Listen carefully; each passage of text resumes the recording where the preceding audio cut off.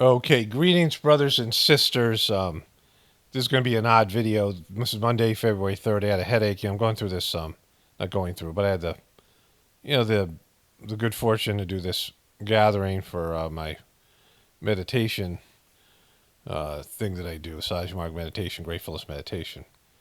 And there's cleaning that goes on, and I had some cleaning yesterday. I feel great today.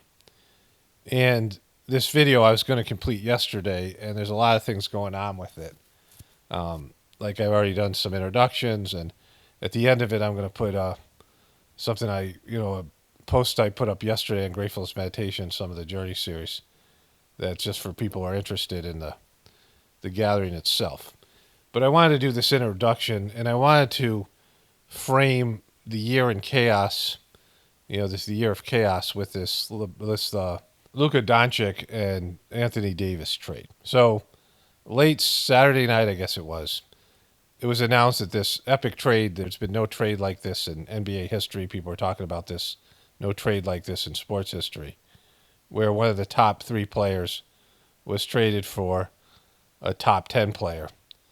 And, um, the top three player was the cornerstone of the Dallas Mavericks franchise.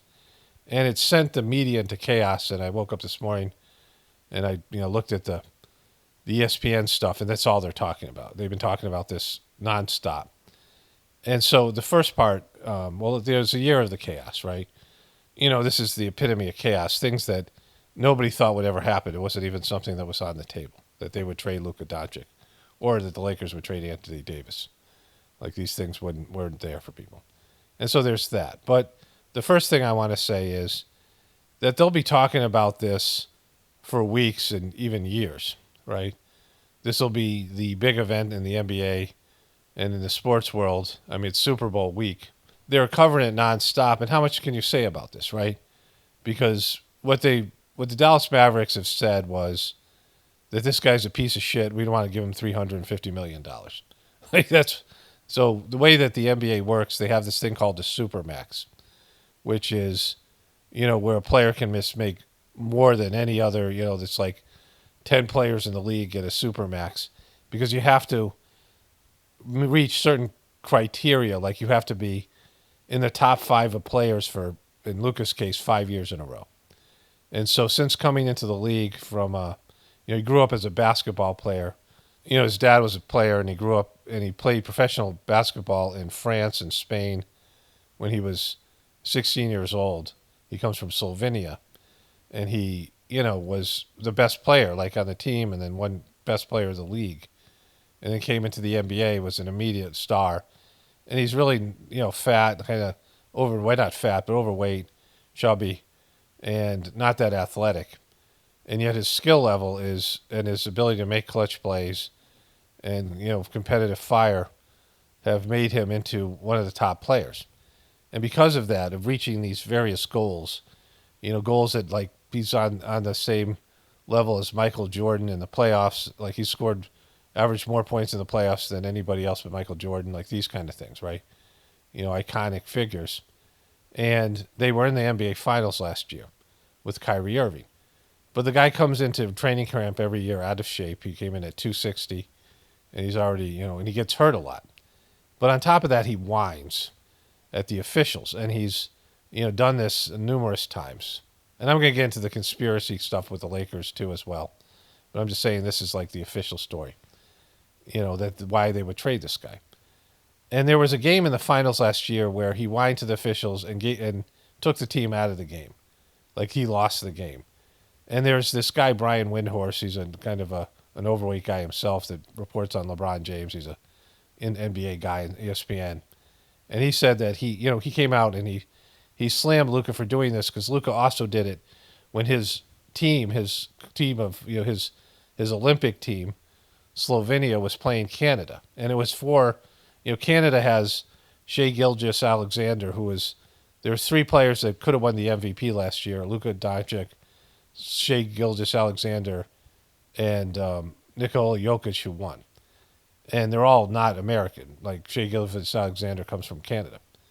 And Luka and Shai Gilgeous-Alexander are very comparable in terms of their age and things and their, what they mean to their teams.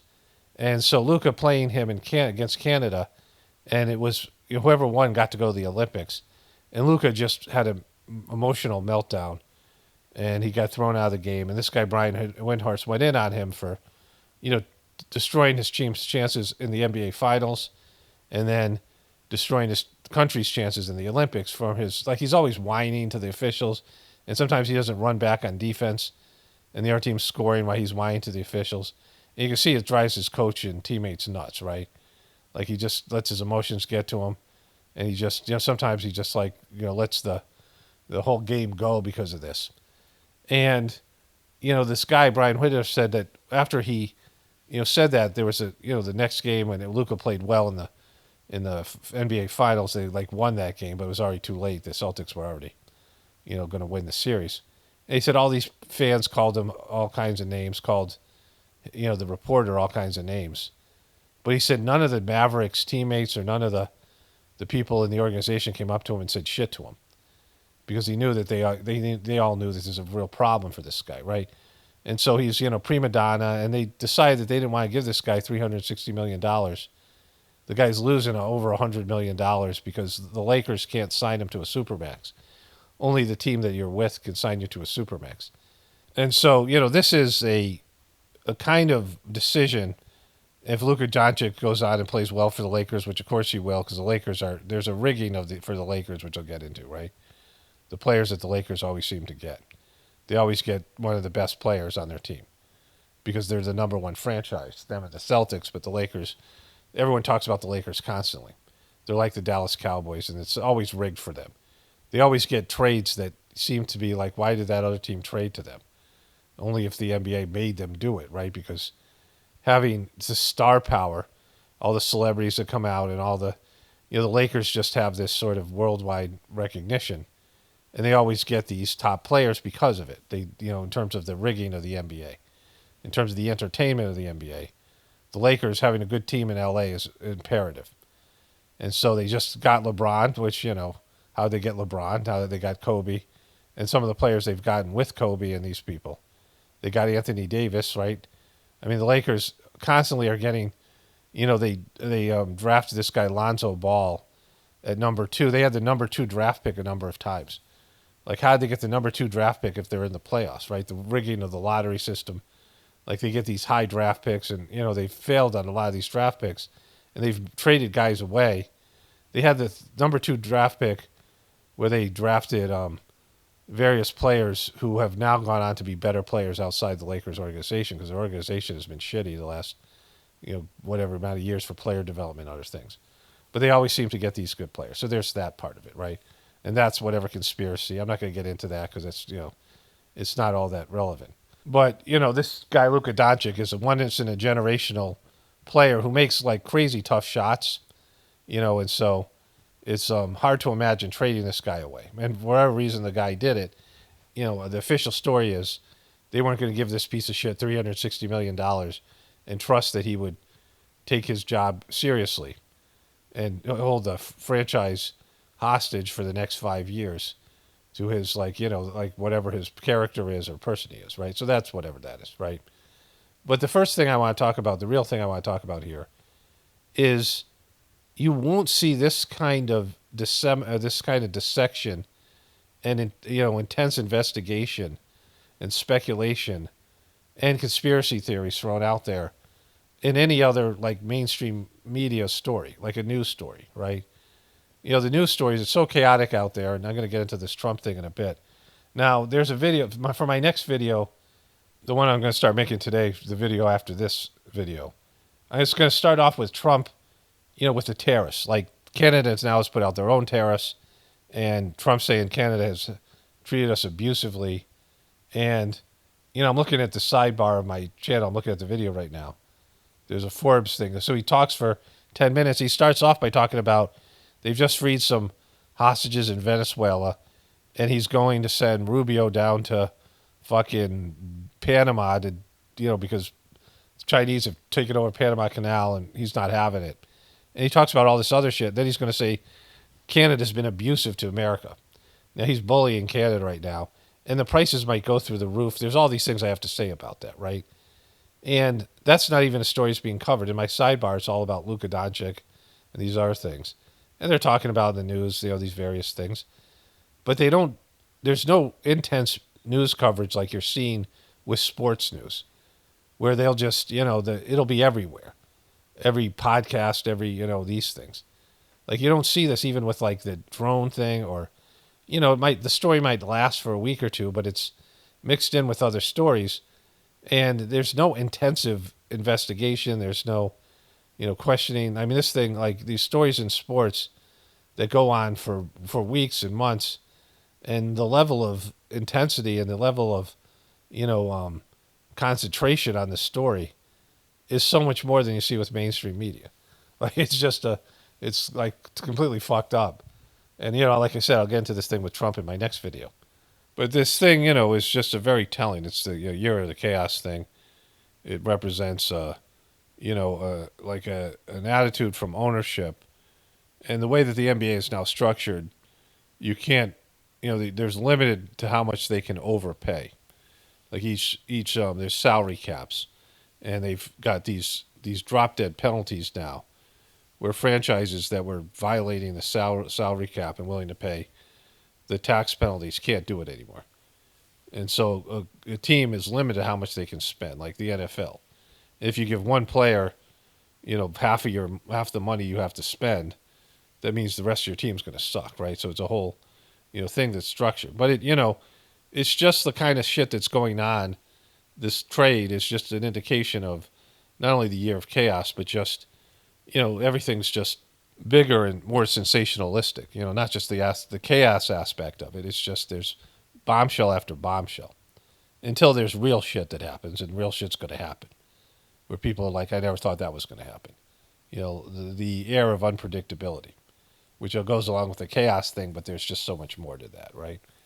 And there's just one comment I want to get to. So I said something, I covered how the White House press secretary said that they're going to open it up to independent media. And somebody wrote, one of my regular viewers, Paul, exclamation point.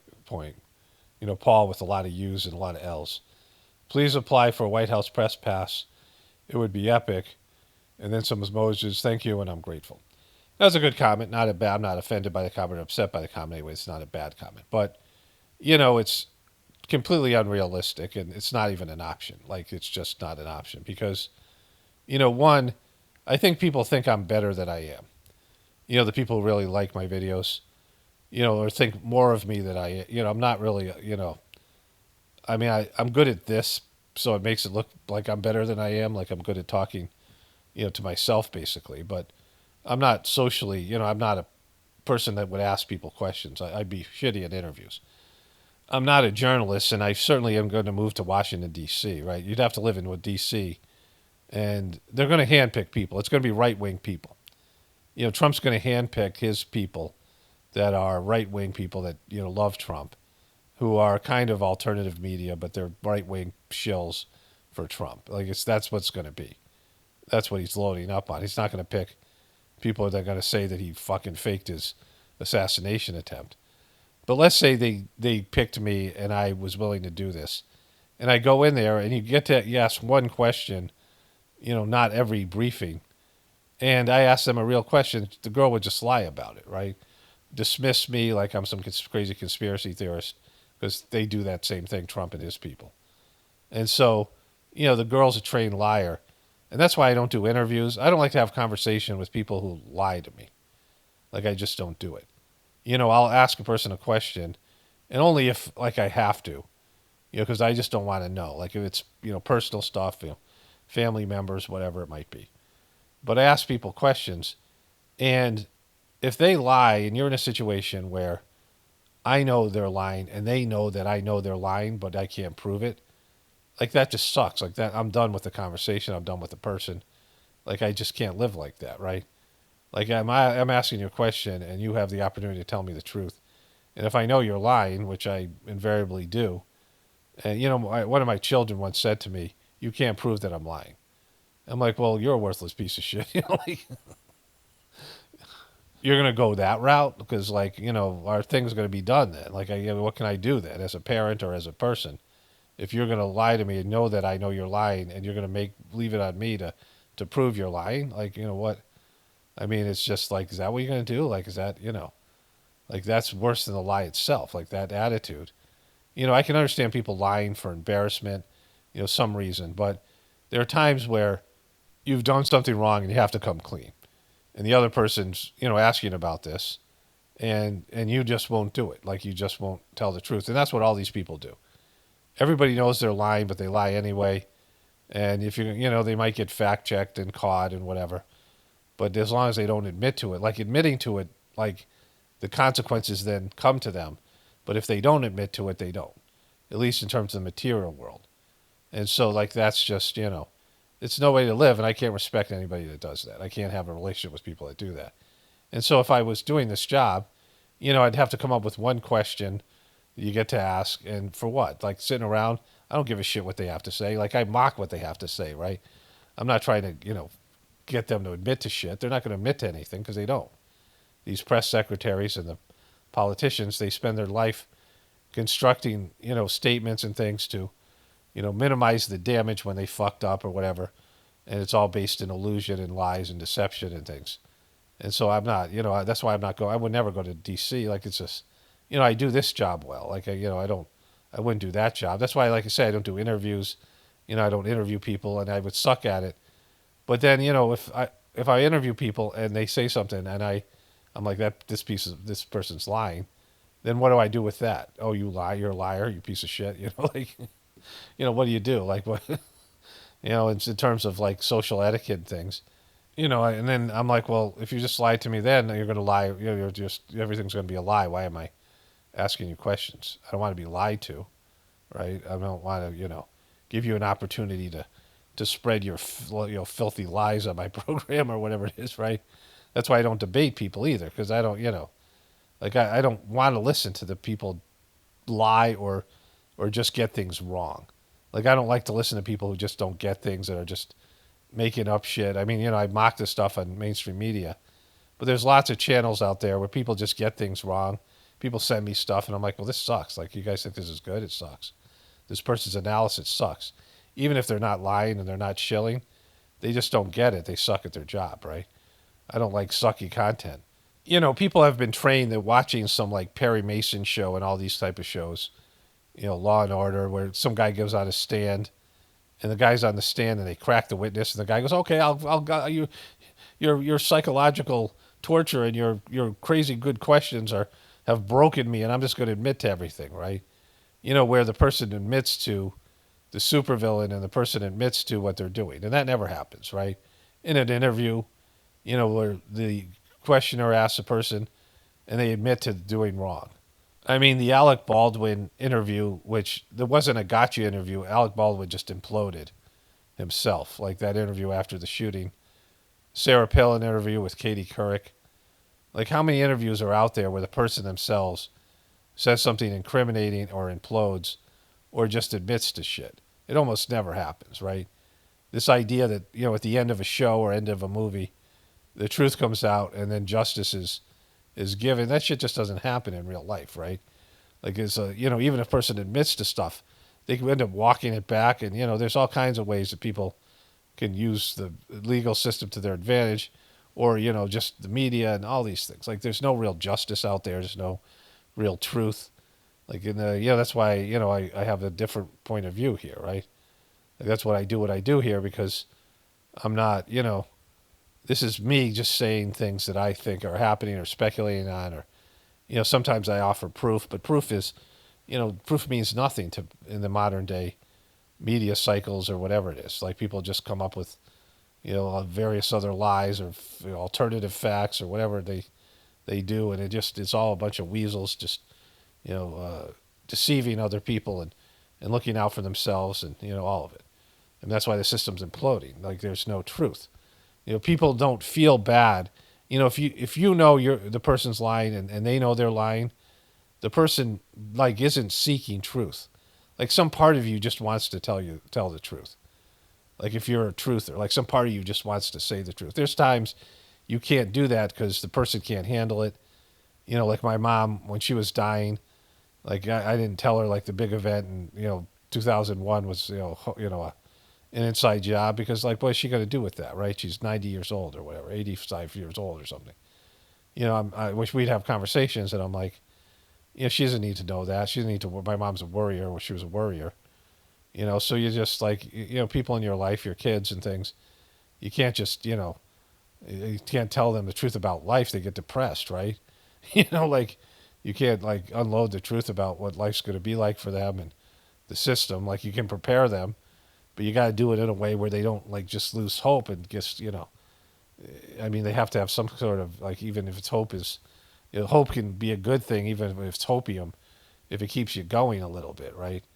And so sometimes you have to withhold information or you have to give it in a more delicate way, But if you're a person that likes to lie, and there are people who really like to lie, right? I had an old roommate, and he was a cheater, like he was a serial cheater, he was kind of a scumbag drug dealer, like he was, kind of a bad guy, and he was dating this girl. She was like a dog groomer. And he comes back, he's telling me the story. And she's training other dog groomers. And one of the people she was training was a girl that my ex-roommate, like, wanted to be with. So he goes and hits on her when his girlfriend leaves the room, like he's hitting on her. And the girl walks up to the teacher and says, your boyfriend just hit on me. And so he's telling me the story, and he goes, I knew I'm like caught, but my wheels start turning, and I realized that, his girlfriend had chewed the girl out and talked to her. And he said, she must have been jealous, or must have been mad at you for doing that, for embarrassing her, and she just, she wanted to get back at you, so she made up this story. And his girlfriend kind of bought it. Like they broke up like shortly after that. But he was like, I was so psyched, like I lied my way out of it. He was, I got so pumped up that I came up with a story and I was able to manipulate, and he was like doing this shit. And I'm like, what the fuck's wrong with you, bro? Like this is, I'm in my 20s, and I'm like, this is you're sick fuck, right? Like what would make you get off on that? Like he was more psyched about the lie than he was, dating either of these two girls. Like the whole thing of manipulating people, and there's people like that. So many people with personality disorders and things that they love to deceive people, and they love to game people and get over on people, and like they love to deceive people, all this stuff, all these things. And if people are like that, it's like, well, how can I get away from this person as quick as possible? How can I not have a relationship with a person like that? Because it's not only they're not untrustworthy, they want to cause chaos through lying to people, and they want to hurt other people and deceive other people and control other people through manipulation and lies. And we've all experienced people like that. And there's lots of people like that, more and more over time. Like the younger generation, they've lost, they're not getting trained on character qualities. They're not getting religious training. They're not spiritual. They don't have morality. They don't have ethics. They don't get any of that shit, right? They don't have anything about families, and they just, they're trained in deception, and they live these deceptive lives, and they grow up on the internet and all the bullshit that's being taught to them, and all this, gender stuff and all the shit that they've been indoctrinated with. And these kids are completely fucked, right? And so it's, it's hard to have any kind of relationship with people like that, because they're just, they even if they're not purposefully lying, all they've been told is lies. They have no barometer of the truth. They have no part of their system that, they have a baseline, right? This is the truth, and all the stuff and shit people believed about the Bible and all that stuff's kind of come out, and science. You can't believe in any of it. There's no institution out there. There's nothing out there where you have a baseline of truth and an understanding of truth, and just like, it's just all disinformation. Everything is disinformation. And so they don't have a way of even understanding what truth is, right? And so, people who, want to tell the truth, they can't even do it because they don't know the truth, right? These kids who are growing up and everything, like people thinking they know the truth, but going and saying, oh, this is what I heard from the media, or this is what the official story, this is what the blurb under my video said, this is what Wikipedia said, this is what, whatever. Like none of it's truth, right? Nobody has any sense of what the truth really is. And so, like, that's how fucked up our world is. This is why we are where we are. All right. So, like I said, got some other introductions here, a bunch of stuff to get to about. I got the Tulsi Gabbard thing, a little some other political stuff, and I got a voiceover at the end. I'm going to put at this video, and then the next video I'll get into this thing with Trump and the terrorists and all that stuff, which seems like a fucking nightmare waiting to unfold. But I'll get into that, like I said, in my next video. Okay, greetings, brothers and sisters. So to add to my Al story in my last video, also this is going to be in the 178th edition of the Journey series. I had to redo the stones in the driveway. There's a lot of potholes in our driveway. We have a stone driveway. I was using a tractor. The driveway's still pretty wet. Snow's melting, things like this. And when I was driving back, there was a kestrel on the power lines, and it kept on moving every time I got closer to it. Kestrels are these really neat little birds of prey that can see infrared or ultraviolet, and they can track the urine. You know how ultraviolet, like you ever seen that? There's a great scene from the show The Office, and they're in this scummy hotel room, and they turn on a blue light, and everything in the room lights up. And he says, what is all that stuff? He says, it's either blood, semen, or urine. Let's hope it's urine, right? And so the kestrels are able to see these mouses must be peeing a lot and leaving pee trails everywhere. And they track the mice this way. It's another animal that also sometimes shows up when I'm doing bush hogging, because a lot of rodents will scurry out and things like this. But the kestrel was sort of like just ahead of me, and it was pretty cool. I like seeing those birds, really neat looking birds. And then I got back, and I'd gone with a walk with my dogs, put them in the house, and then went back out. And when I came back, there was a sparrow just laying there, like almost dead. It was laying on its side, and I thought I took a video of it. I had a great shot of it, but it didn't. I must not have hit the video on button because I was holding the sparrow at the time. And so I can go look to see if the sparrow's, still out there. But I put it down over by the pond. When I went to pick it up, it sprung to life. I was holding it. I was wondering if it was cold, or it just maybe flew into the. I don't know what happened. Flew into one of the windows. I mean, it seems kind of like it wouldn't really be one of those windows you fly into. And so I don't know why it was just laying there, but it was. And then, I picked it up and started to come back to life. It was able to flutter around a little bit out of my hand, and I put it down by our little pond to see if it needed water or something. It would be able to get some and maybe recover. I'll go look in a bit. I don't want to bring my dogs out there because they'll totally kill it. But so that was interesting that I had these two interactions with other birds, almost just 2 days after seeing the owl. I saw the owl on Thursday night. So that's whatever that means or doesn't mean or whatever it is.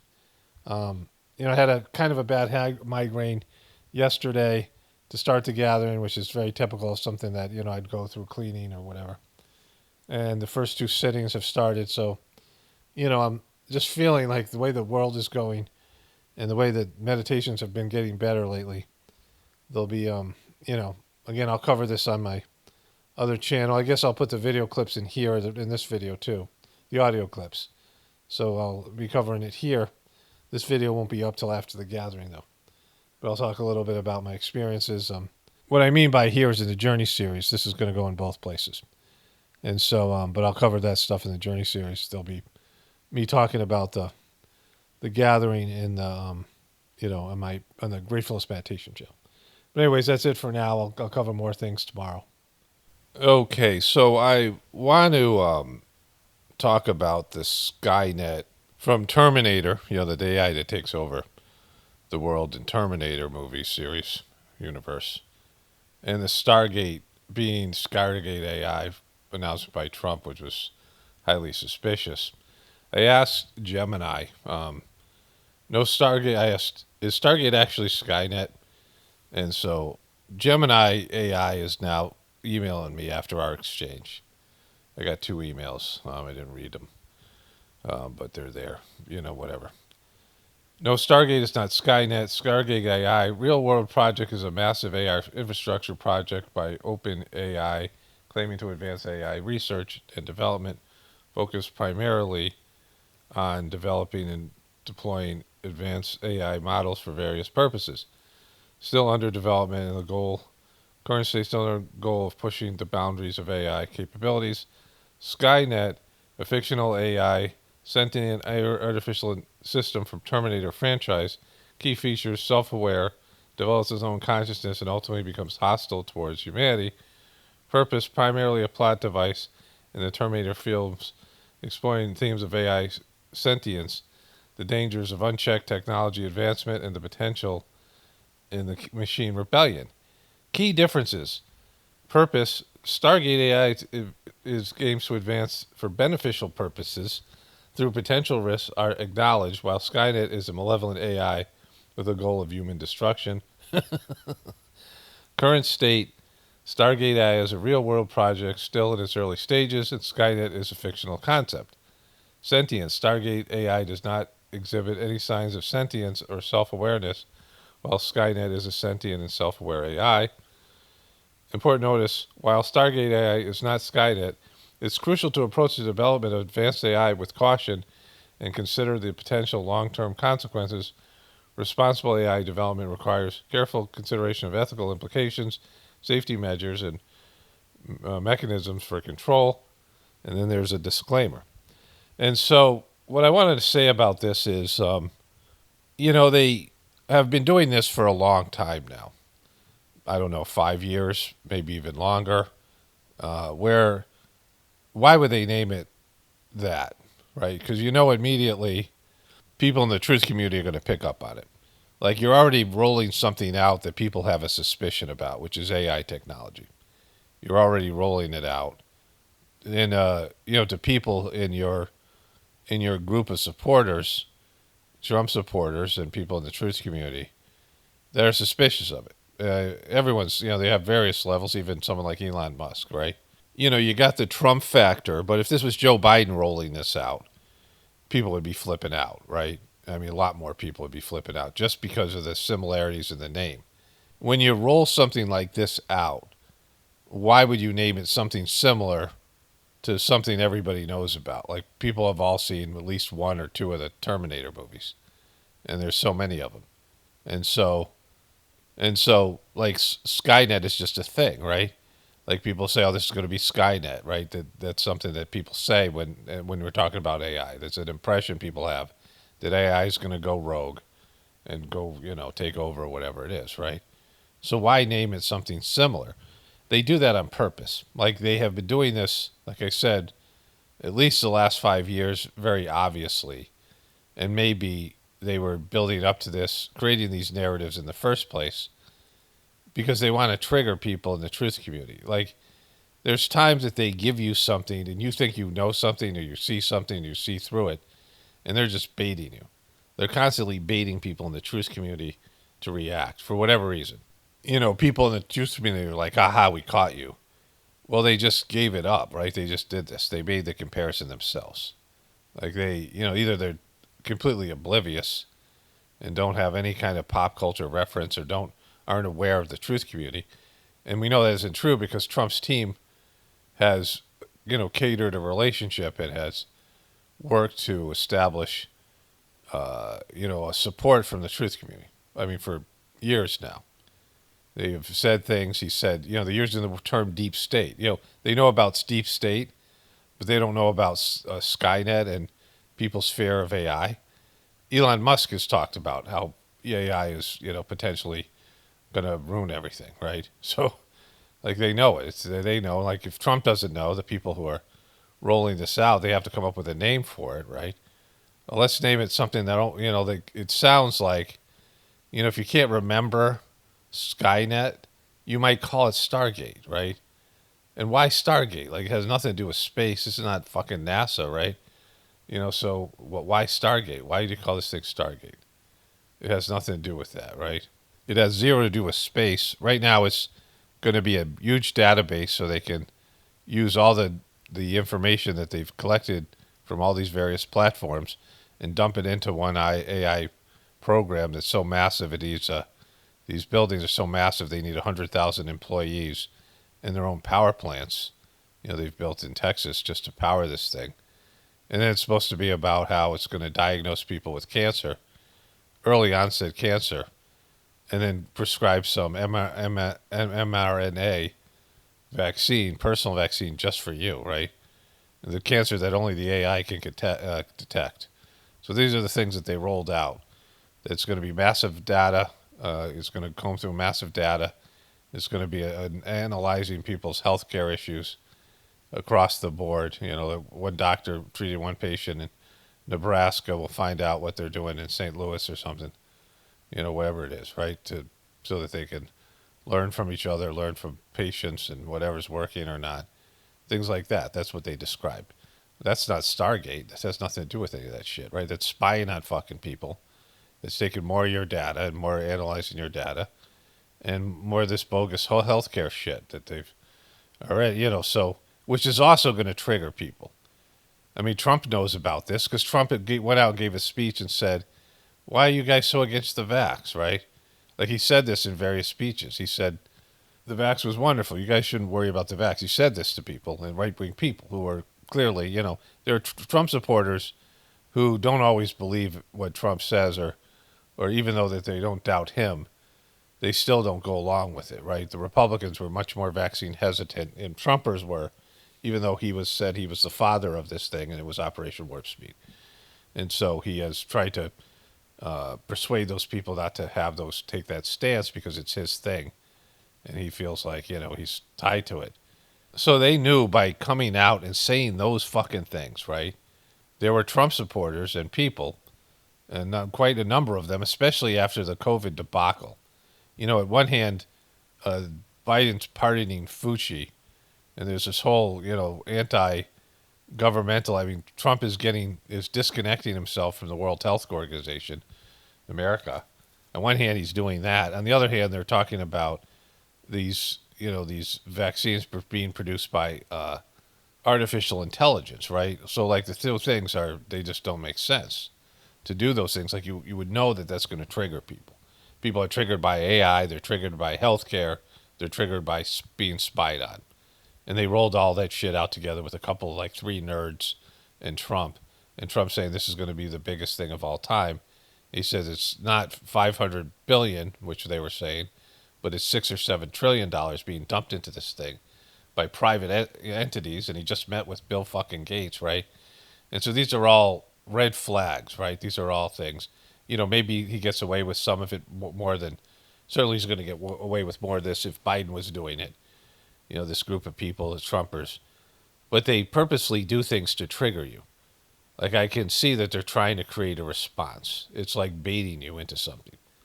When they name something Stargate, and it sounds like Skynet, and then they put all this stuff together. Of course you're going to come up with this stuff, right? Of course you're going to react this way. We know exactly how the truth community is going to react. Like if you can see something, when you see like this rollout, and you know exactly what people are going to say, like people are going to know what I'm going to say, they know what other truthers are going to say, they know what people are going to say in comments. Then they're doing that purposefully. They're evoking a reaction for whatever reason. I don't know what they're using it for, why they're doing it. There could be numerous reasons. It could be to collect data. It could be to to flush people out. It could be so they could use that reaction to say, oh look, the truthers are saying this, so let's use it to push something else here. Whatever reason, like they're doing it for a purpose because they know this was going to do that. They know these things are going to they're going to evoke a reaction. And so you always have to remember that. Like they're not, it's not like we've caught them and that we're outsmarting them, because we know that it has no effect for you or me or anybody to see something they're doing and then say it on the internet and change that from happening. The information going to the divine sources and evoking a divine response, like we can witness. I've talked about witnessing, connecting to God, the divinity within you, and experiencing whatever you're experiencing on earth. And that, channels information back to the source, and there are corrections that are given. But like there's enough information that has gone through people. There's lots of spiritual people, lots of religious people, people praying to God. that this information has gone back to the source of how fucked up our civilization. Like, God knows our civilization's fucked up, and there has been some sort of antidote, right? Some sort of reaction, contingencies that have kicked in or kicking in, right, to deal with the problem. Like, I could say for sure that that's happened. Like, if I know anything, and if there's a divine system, then divinity knows. It's not a secret. Like, it's not like you're hiding this thing from God. And so, other than witnessing, the other explanation possibly is it seems like they have to stay what they're doing. Either in TV shows and movies, they have to expose their plan. And I've said this before, they don't have a lot of creative force because they're disconnected from the divinity within them. So they don't have, the people who control the system are not good at manifesting things. They're not good at creative. They're good at the destruction part.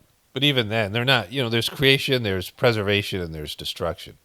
And when you're disconnected from the divinity, you have trouble doing any of those three things. You're caught in your own bullshit and your own lies. And so you don't have any energy because you're not getting divine energy.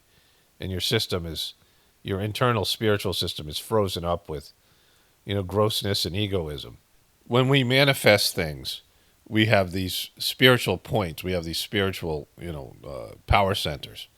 And somebody who's advanced spiritually and they have a clean system and they're doing God's work, they just have a mere thought, and whatever that thought is manifests.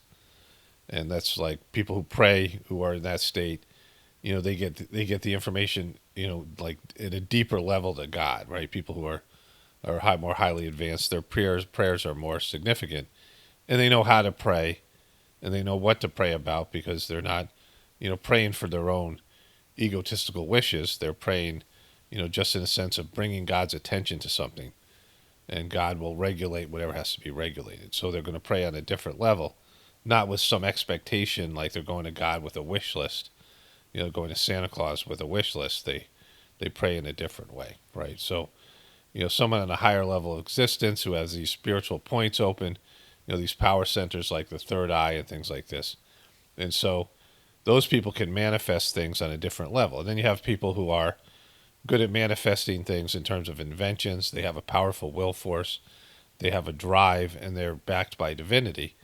Inventors and people, business people who have, a lot of, a lot of energy and a lot of, force in their system.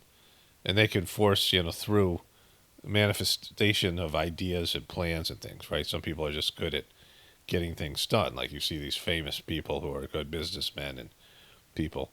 And then you have teams of people like who have energy. And like these corpses, these ghouls that run the system, they don't really have any of that energy. They don't have creative energy.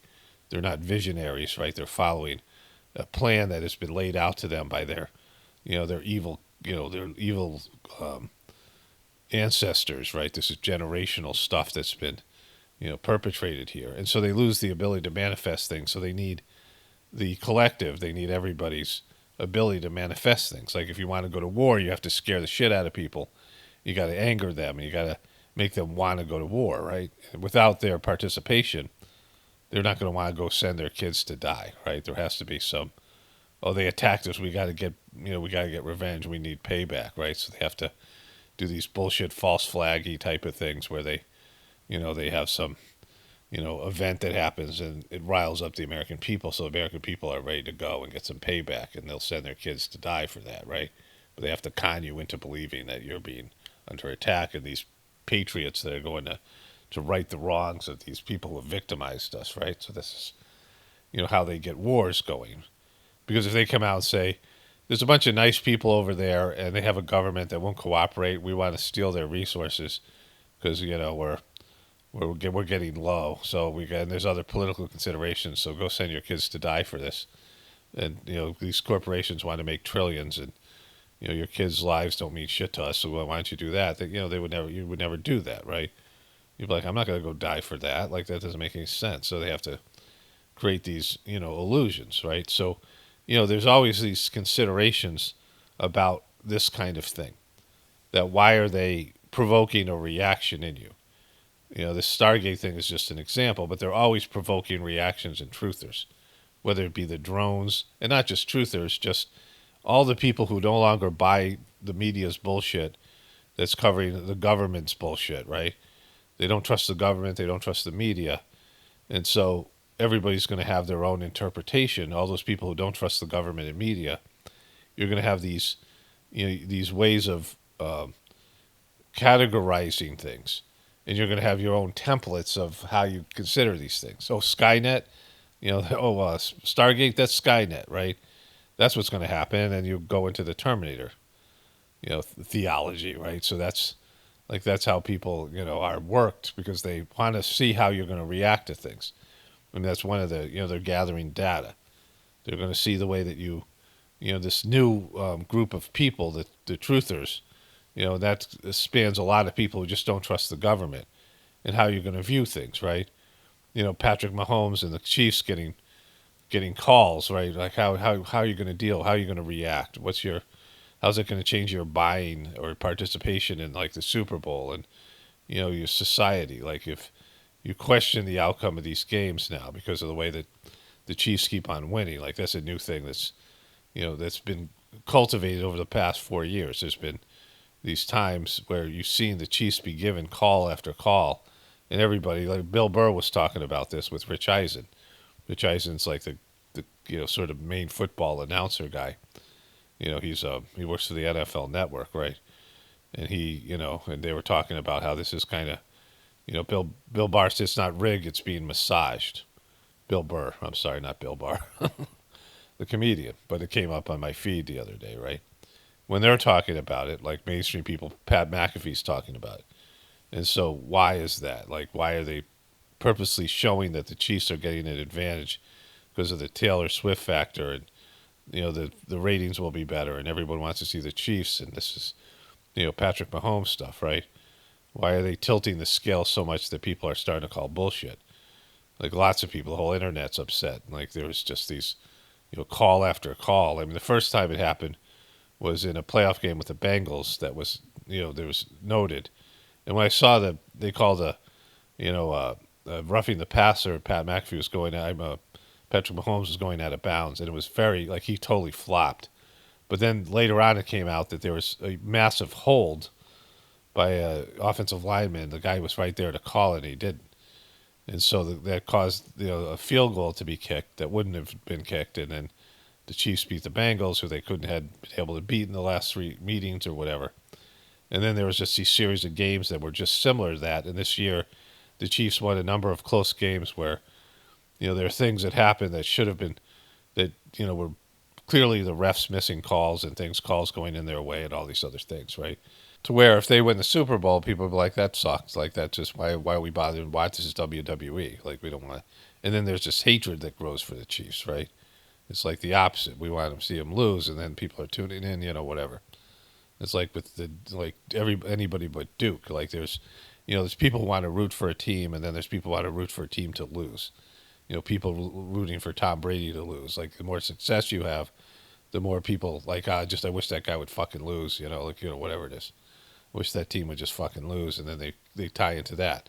And so there's these psychological reactions that they get from people, and then it's almost like the people running the system are aliens, and they don't understand humans, so they have to do all these things and gather information. Of course, now with the AI technology, and how to manage the human population, how to keep the mob, especially when big changes are coming, and things are going to have to be, given up, and things are going to have to be, you're going to have to accept deals that you wouldn't accept right now. And like it says in Terminator, you are the resistance, right? Something that Alex Jones tried to copy. So if you're viewing yourself as the resistance to this, whatever's going on, how do they work that in their advantage? How do they take advantage of this group of people that think that they're patriots and rebelling or whatever, and all the people out there that's not going to go along with what needs to be done? They're not going to accept the deal that they're about to be given. They don't trust it, and they see through it or whatever. So what are they going to do with you? How do they work that into to be an advantage to them? How do they push the information so you react in such a way that it benefits them, like the way they've worked with the QB. So they've used the flat earthers, or the various groups, like the liberal groups. They've used all these, this stuff, right? Like reparations. They're not going to pay reparations, right? So they're putting this idea out about reparations, but they're not going to pay it.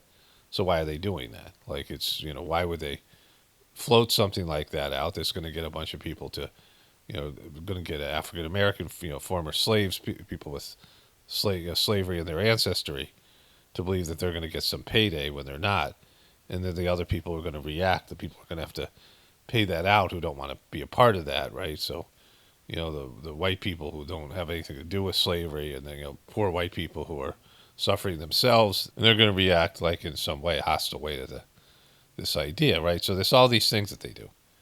They float these ideas out there, and they push these agendas, and it appeals to some people, and it's rejected by others. It creates more division and all these things. But it's you got to look at it all being purposely done. That this isn't like you caught them, oh, we see through you, this kind of thing that has been a part of the truth community. At some point, you realize, they're baiting you, right? They're working you. That's why I don't react like I used to, because, it's clear that it's not like we've caught them. They want to be caught, right? They're not, or they're so, if they're this incompetent, then we're really screwed, right? Because they're controlling the system. And if they don't know what's going on, and they're just, oh, let's call it Stargate. There's no problem with that. People love that. And let's talk about cancer vaccines. Let's do that. That'll go play well. Just it's silly, right? The whole thing. So, anyways, let's get into the other stuff here. One more thing I want to say about this. They know how to motivate people. The people control the system, and that's the most important part, because people are erratic, right? People are not, stable. Human beings are not stable psychologically, and don't want the dream. There's that great scene in Matrix where the Smith character is talking to Morpheus, and he says, "Our first Matrix, we made a utopia where everything was perfect and people could live happy lives, and it fell apart. People were shorting out in their pods. They couldn't deal with that kind of a life. They needed drama. They needed, deception. They needed manipulation. They needed all the scum and the dirt and the filth and the things that they created in the following matrices, right? They created this matrix, this fake computer illusionary program, while they were sucking energy off of these people because the humans had blacked out the sun so that the electronic, AI and their robots and things couldn't have any, they couldn't have any power source, right? And so they were using human beings as their batteries. And they had to create something for the human beings' minds to stimulate them to, so they would go on living in these pods. And they created these matrices, right? And the matrix that they created, which was utopia, failed.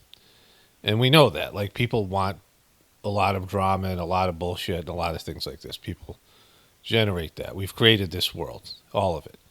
All the stuff of human beings. And it's a mess. It's a disgusting mess in various ways, right? A cesspit. The majority of people don't want to be loved. Like, how many people had the opportunity to marry somebody that would be good for them? And especially women, because women, it's more natural for them to seek, in terms of the nesting and being a mom, to seek a stable man, a good man that treats them well. But how many times do women fall for the bad boy, the guy who's going to cause them drama, somebody that they know they have to change, they want to change. They don't want to just have somebody who's already to be a good, loving husband. And I'm not saying all women, but this is, something that's there. They want somebody that they have to change into being a good man. Like, instead of, getting somebody that's just guarantee, they want a challenge or whatever it might be, right? You'll see this with alcoholics and people that they'll get cleaned up. They're about to lose their family. They're about to maybe go to jail. Their life is falling apart. So they get cleaned up and they get a job, and they're not using, they get into treatment. They're doing all the things right. The family's happy that the dad or mom or whatever's, come back to them and is on their best behavior, and everybody's, oh wow, it's going to work. And then all of a sudden something happens and they just fall off the wagon. You see this time and time again, right? People self-sabotage just when things are going well. They can't handle it. They can't handle success. They can't handle whatever. They feel like they need to be punished. People are erratic in all these different ways. So you can't just give people what they say that they want. I mean, how many times have you had somebody in your life that they tell you this is what I want from you, and you give it to them, and they're like, no, I don't want that, but they don't even tell you, and then they're pissed at you for giving it to them after they've changed their minds about wanting it, and they're pissed that you didn't figure that out on your own, even though they told you they wanted something. This happens a lot with men who they're like, well, how can I make you happy? Or the woman tells you this is what you can do to make me happy, and the men need that kind of thing, right? They need to be just things spelled out for them, and they try to please the woman and do these things, and the woman's like, yeah, I don't want that anymore, right? And why didn't you figure that out? So like this kind of craziness, right? And so when there's this kind of erratic behavior, it's not so easy to manipulate people. There's the idea of religion. I've talked about this with Christianity, right? With all religions, but the fear of something and the temptation of something else, the temptation of heaven, the promise of heaven, and the fear of hell, right? So this is, the things that they use to motivate people, but they can't just leave it at that. There has to be other levels to it. And so people who lead other people, the mob and the masses, know that the people can turn on them in a heartbeat. You can be everyone's favorite for some time, like what happened to Jesus, right? Like people loved Jesus. They thought how wonderful he was, and they were following him. And then one day they're like, oh, fuck that guy, right? Let's crucify him. I mean, the people that were his followers were there spitting on him and turned on him completely. People will turn on you. Everyone knows it. You have people that you've treated well. There's relationships where there's an equal exchange of, both people are, symbiotic relationship. And there's times where you're giving more than the other person. And oftentimes, when you're giving more than the other person, you think, well, they at least be grateful for what I'm giving, right? And it turns out they're not, or they, for whatever reason, they'll still turn on you. Even though, like, they've benefited from you more than you've benefited from them, they get pissed off at you, like somehow you've screwed them over. Like this is just how people are. Like we know this. We've experienced this. People act in ways that are irrational and emotionally, and mobs even more so. And so they have to deal with this. If you want to become a leader of people, you have to deal with this. You have to take these things into consideration. And, telling people the truth doesn't work. Like telling them straight up, this is what you'll do, and, this is what we'll do, and, this is how we can all work out for you. I mean, they have to be deceived. Not in all civilizations, but this is like this kind of civilization. Deception is, a part of the whole thing anyway, because this civilization isn't good for people. It's not good on a spiritual level. Deception is built into the system. But for whatever reason, honesty isn't something that has worked for leaders. I mean, Jesus was honest to people. What happened to him, right? And so, like, that's just, one of many examples of these things, right? And so they have to figure out other ways to manipulate outcomes. There was a big trade last night for the Los Angeles Lakers, traded Anthony Davis for Luka Doncic, and no one could understand why the Dallas Mavericks traded Luka Doncic, who was one of the top 3 players last year, and he's young, like he's 25 years old. He's entering the prime of his career. They went to the NBA Finals. It looked like there was nothing but success ahead for them. And yet they traded him away, and no one could understand it. When the trade was announced, it came up on my phone, and I thought it was just one of these bullshit things. Like I'm constantly seeing, I get this on Facebook and on YouTube sometimes, where they'll recommend a video where they'll say there's this big trade, but there'll be like, some caveat, like, a proposal or imagine, like just these fake trades that they put out there, and they're never going to happen. But people, they play their fantasy football leagues and basketball, all these things that people do. People like to speculate. So I thought it was a bullshit thing, like so many other people, but it was a real thing. And now it's dominating the sports media, and then, of course, the Super Bowl's coming up. And, you have these distractions. Like, that's part of it. Like, there's these things that are out there. And then there's other parts of it. Luka Doncic has a Illuminati tattoo on his arm. Possibly maybe he's a Freemason, comes from a Freemasonic family. I don't know. The LA Lakers always get these kind of deals and trades and iconic players time and time again because they're the Dallas Cowboys of the NBA, whatever. There's all these conspiracy theories, all these ideas behind it. People are going to speculate. And, this is like part of this whole thing that I call the show, right?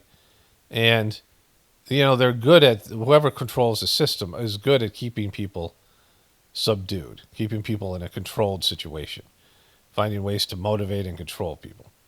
And whether it be something like, there was these toys years ago when I was younger. There's these Cabbage Patch dolls. I think I was in my 20s or high school. Tickle Me Elmo. There's these toys every year there wasn't enough supply, and they created a artificial demand, and people had to have them, and every kid wanted to have them. And they had to get these toys, and you wouldn't have a good Christmas if you didn't get your kid this toy, and people would pay top dollar for these things. There's the it toy, right? There's the it trend, and people doing the Macarena, any number, like these things that go around, and they know how to hook people in. They know how to market to people. They know how to sell things to people. They know how to tap into people's, core desires of food and sugar and sex and, these things, your urges and your binge. You have this binge mechanism. They know how to get you with drama, like these shows, shows with that have some kind of cliffhanger, or these things, and unresolved things that, they'll know that there'll be these people speculating about this or that, and what's going to happen here, who killed JR, these types of things. What's going to happen at the end of Lost, these kind of shows, and, wherever it is, drama and these reality TV shows, get you intrigued, get you to worry about the outcome, and, pick sides and pick teams. And, that vampire movie, those two vampire guys, or that vampire, that Wolfman or somewhere, whatever the fuck he is. I didn't see the movies. Who's on Team Jacob or who's on Team Johnny or whatever the fuck his name is, right? There's these two guys there.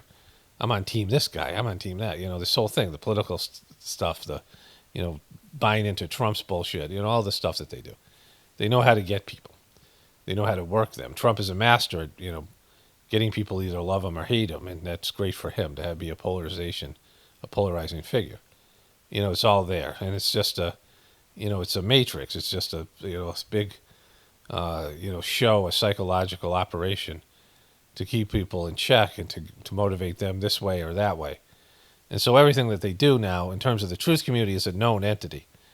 They know people are, they've known about the internet now, and they know the truth community exists, and they have used it to their advantage, right? At first it was something they were probably scared of, possible uprising, whatever. But now they've denutted the thing, and they disinformation the shit out of it, and they divided people within it. There's more infighting in the truth community than any other place, probably, because I don't know, but I think so, right? There's a lot of it, and now it's just an absolute joke. And so, you're being managed and handled.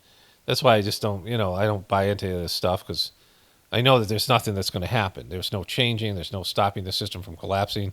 The divine forces have been kicked in, and there needs to be something changed. There needs to be a change here. We can all feel it. We can't keep on going this direction because we're heading to self-annihilation. So if human beings are going to survive, we're heading over the fucking cliff. And everybody, if you can't see that, then you're in the front row. You're the lead buffalo. You're the lead bison, being run off the cliff, right? And so, whenever I see something, I'm like, well, we're supposed to see that. Whether it's divine forces or it's, it's always divine forces, but then, the other things, the other manipulations that are there, they're putting that out there, right? Let's call it, I don't know, not Skynet, let's call it Stargate. All right, let's get into the other stuff here. Okay, I'm not going to cover much on Tulsi Gabbard. There's this one thing that came up. I haven't looked at it yet. She's so mechanical. She's ex-military. She's so she's not going to be as emotional and as contentious as RFK Jr. and Kash Patel. But these are the three most difficult cells. She'll pass through easier than the other two. But these are Trump's big ones. And if they give Trump all three of these people, then who are they going to not give them other than Matt Gaetz? Colonel Gabbard, you were asked in your Thank you for your service. Questionnaire about your priorities, and you listed Iran and Hamas and Hezbollah and North Korea. You also mentioned Russia, but the only thing you said about Russia in fully explaining why it's a priority is ending the war with Russia. When you talk about Russia, what are your fears or policy priorities beyond ending the war? How do you see Russia as a threat to the United States? I can see Russia from my house. Senator, if confirmed as the Director of National Intelligence, it will be paramount for me to assess. It would be paramount for me if I am confirmed. Where our intelligence gaps may exist. Where our intelligence so that gaps may exist and everything. I can provide the President and all of you with the most accurate full picture of that threat assessment to directly answer your questions. Okay, so Tulsi Gabbard, she was a senator from Hawaii, which is not a very big population state. I don't know where it ranks. Each state gets 2 senators. She was ex-military. I don't know what else she did. And I'm not sure, like I kind of used to know what her ethnicities were. Tulsi is the Tulsi plant. Our dog is named Tulsi. Not after Tulsi Gabbard, obviously, but the Tulsi plant, and that's, Indian thing and whatever from India, holy basil, it's a whole thing. We do this etheric gardening, and that's the plant that has, like, the most energy and whatever. So there's that. Tulsi is an adaptogen. It's a, wonderful, whatever, herb. But, I don't know how she won senator. And then she ran for president. And in her debate, she ripped Kamala. Kamala was getting some run.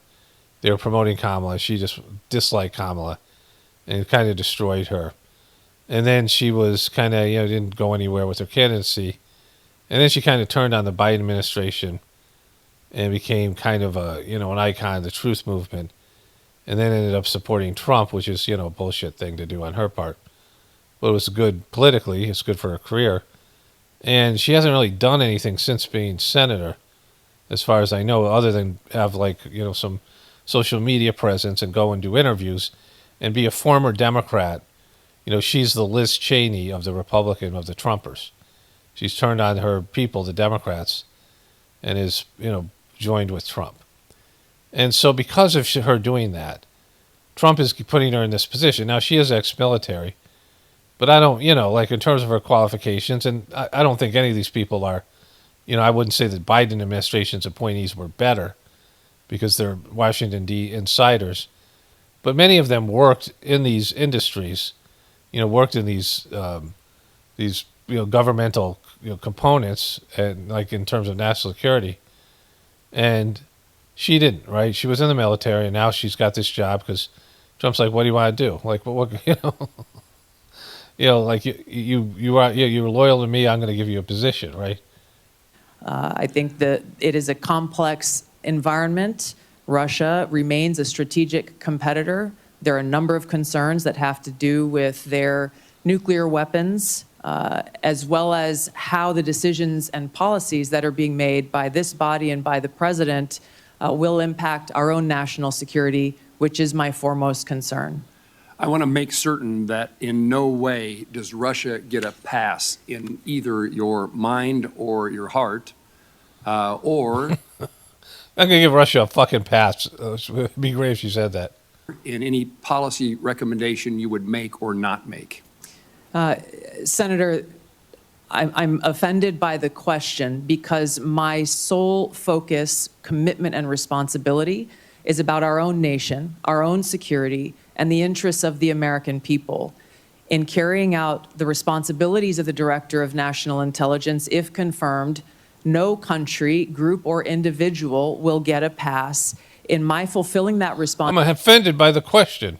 Responsibility of providing that full intelligence picture so that you all can make the best informed policy decisions for the safety, security, and freedom of the American people. You have my commitment to be completely objective, unbiased, and apolitical, and I hope they call this a heated exchange.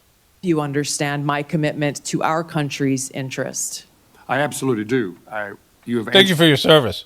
Answered my question in the manner in which I wanted to hear, that you will do this in an objective manner, provide the information necessary. Yeah, but just fucking people lie. Like, this This is stuff that you could totally lie about. Oh yeah, I'm going to do this, and then when you don't do it, they were like, you lied. You're like, no, things changed.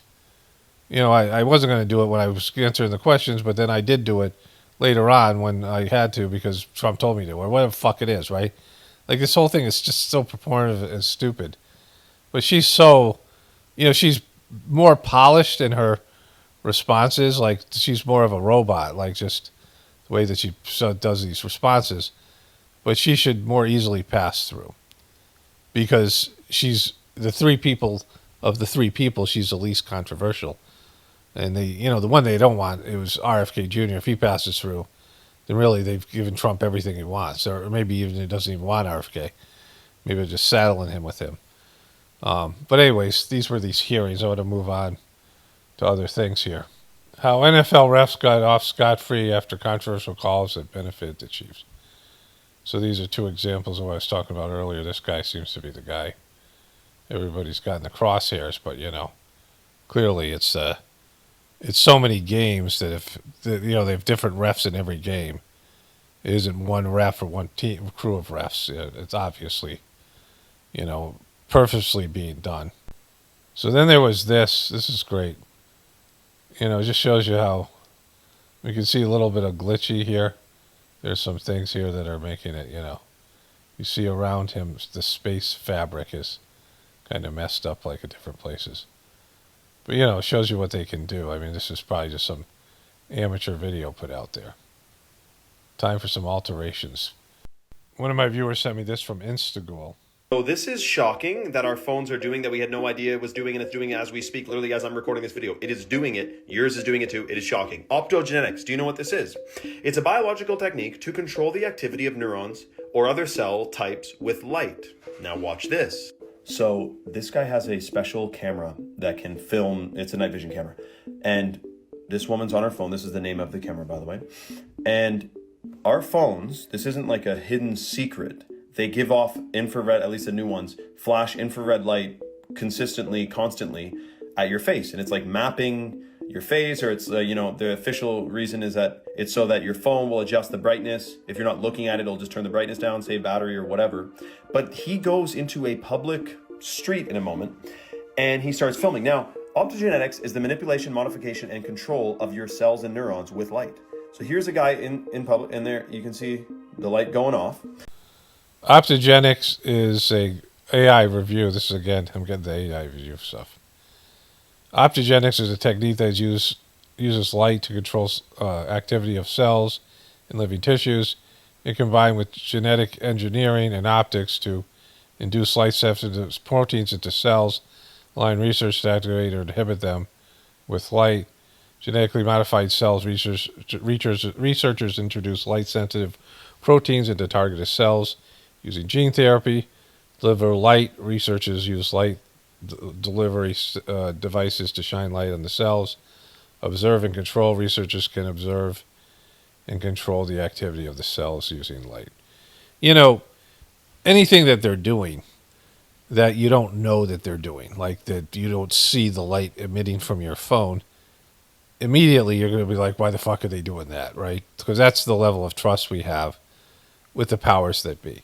And it's not just truthers, it's the majority of people are suspicious of the powers that be, right? Like it's just, it's just there.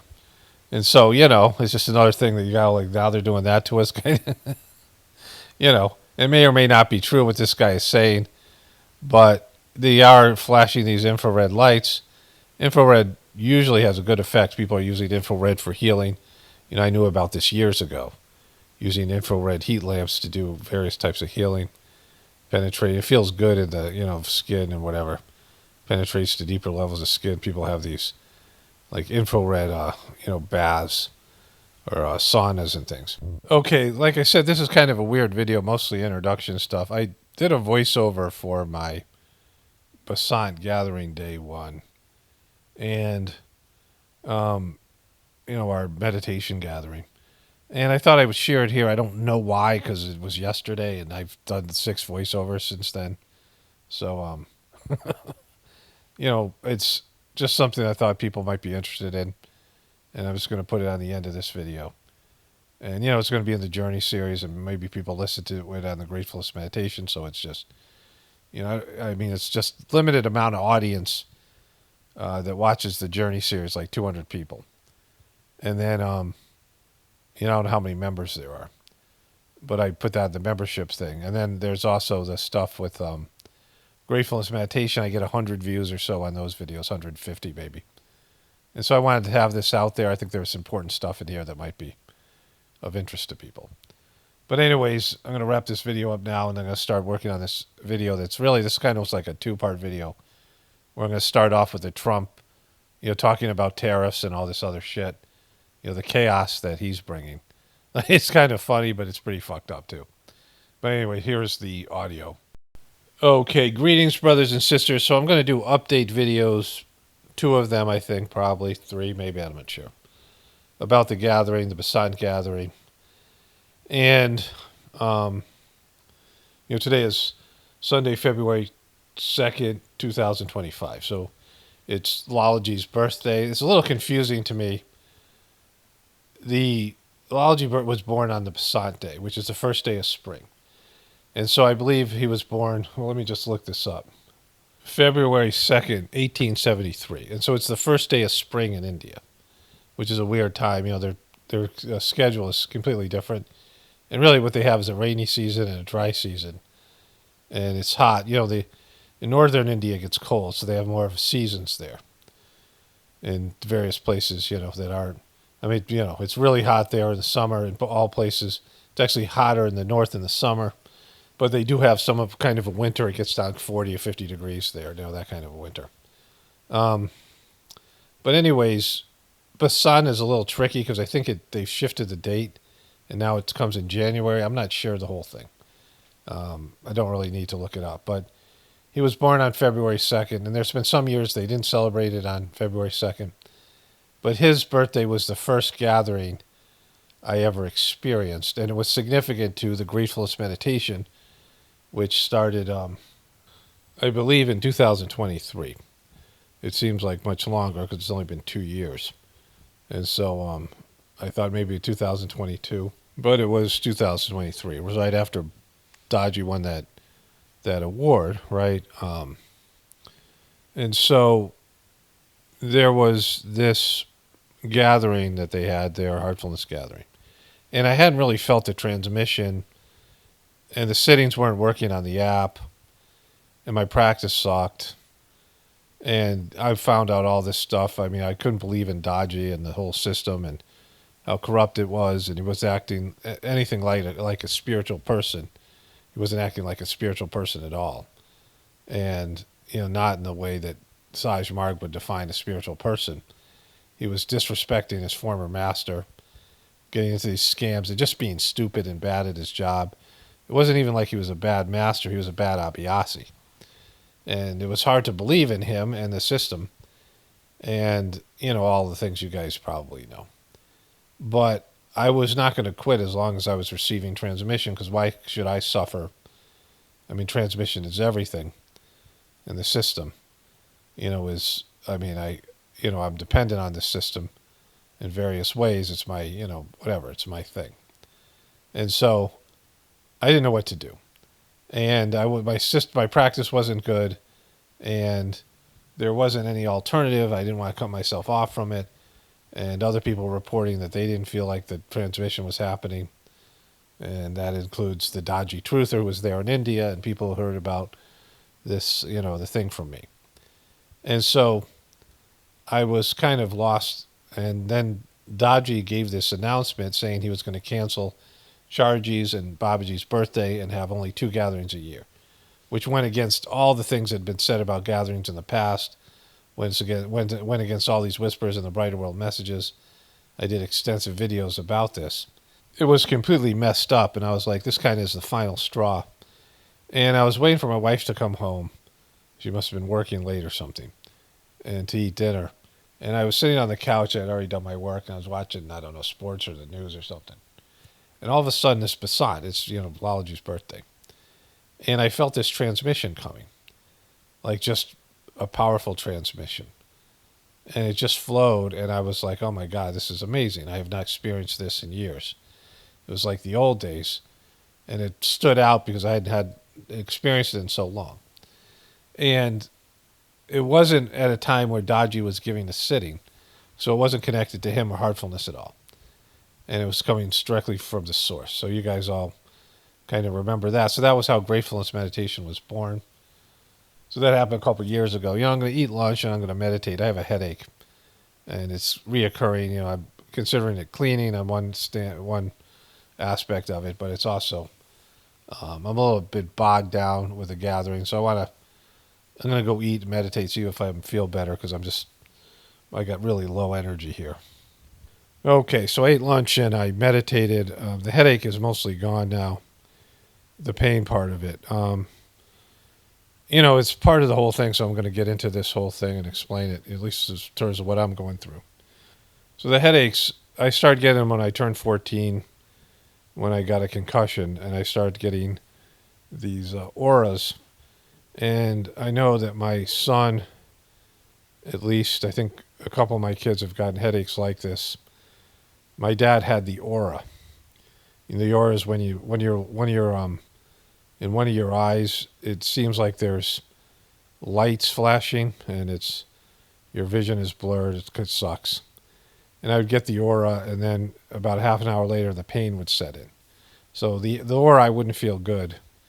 I'd feel bad, but there was no headache. There was no pain until that went away. Years after I had the migraine headaches, my dad explained that he would get these auras, but he wouldn't get the pain of the headache, although he did get headaches.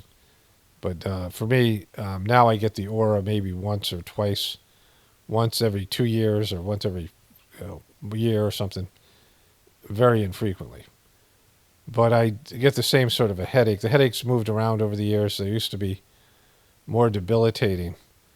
But now I'm just, weaker and I'm older and things, so it's harder for me to, I'm better with the pain, I'm better pushing through it, but it's just, it's not just the headache itself, it's the lack of serotonin.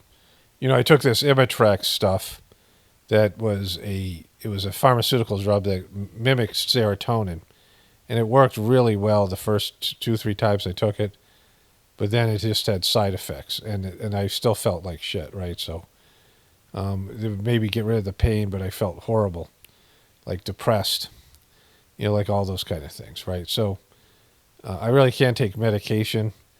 I took like real aspirin, like legitimate aspirin, not ibuprofen or Tylenol or something like this. But I took aspirin about 2 years ago, some powdered aspirin my wife had around. Aspirin has benefits to the heart as well. It's based in willow bark, which I was taking. Willow bark is an herb. And none of the stuff worked. Like the aspirin worked, but my stomach was a wreck. It felt like there was like something, like I'd been stabbed in the stomach. Like my stomach really hurt really bad when I took the aspirin. And then when the aspirin stopped working, my headache came back, which is usually the case. So I can take some sort of painkiller. I did so poorly when I took OxyContin when I had the operation in 2018 or whatever it was. So, like I don't take any of this stuff. And, in terms of the Sajmark tradition, you're just supposed to let whatever it is run its course. Babaji used to get headaches, and he would say he would let it run its course until it had expressed itself, and then he might take something for it, whatever Ayurvedic stuff they had available. But at first he would just let it express itself because it was part of the cleaning process. It was something he had to endure. Charji got a very similar headaches that I did. What would happen for me now is that the pain isn't so bad, but the feeling, the low energy, the lack of serotonin, and just I get nauseous and my stomach's upset, and I often dry heave, and that usually relieves some of the stress of the headache. Also, there'll be tension in my jaw. My ear, I've been taking these ear drops, some ear oil things that I found on Amazon, herbal organic stuff. That seems to help with the headaches and also prevent them. I do several things to prevent the headaches. Take nitric oxide, do nitric oxide breathing.